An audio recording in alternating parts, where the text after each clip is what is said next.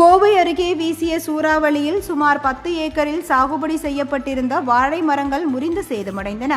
கோவை மாவட்டத்தில் கடந்த 5 நாட்களாக கனமழை பெய்து வரும் நிலையில் அவ்வப்பொழுது ஆலையை தூக்கும் அளவுக்கு சூறைக்காற்று வீசுகிறது.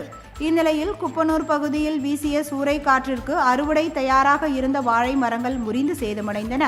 இது தொடர்பாக பேசிய தமிழ்நாடு விவசாயிகள் சங்க துணைத் தலைவர் பெரியசாமி, கோவை தொண்டாமுத்தூர் அருகே குப்பனூர் பகுதியில் திடீரென வீசிய சூறைக்காற்றில் சுமார் 10 ஏக்கர் பரப்பளவில் பயிரிடப்பட்டிருந்த வாழை மரங்கள் அறுவடைக்கு தயாராக இருந்த நிலையில் முறிந்து விழுந்து சேதமடைந்ததாகவும், இதனால் 20 லட்சம் ரூபாய் வரை இழப்பு ஏற்பட்டுள்ளதாகவும் தெரிவித்தார்.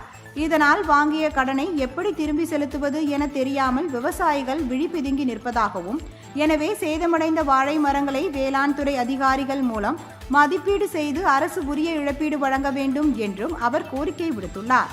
இதேபோல் கோவை மாவட்டத்தில் மழை மற்றும் சூறாவளி காற்றால் சேதமடைந்த பயிர்களுக்கும் உரிய இழப்பீடு வழங்க வேண்டும் என்று அவர் கேட்டுக்கொண்டார்.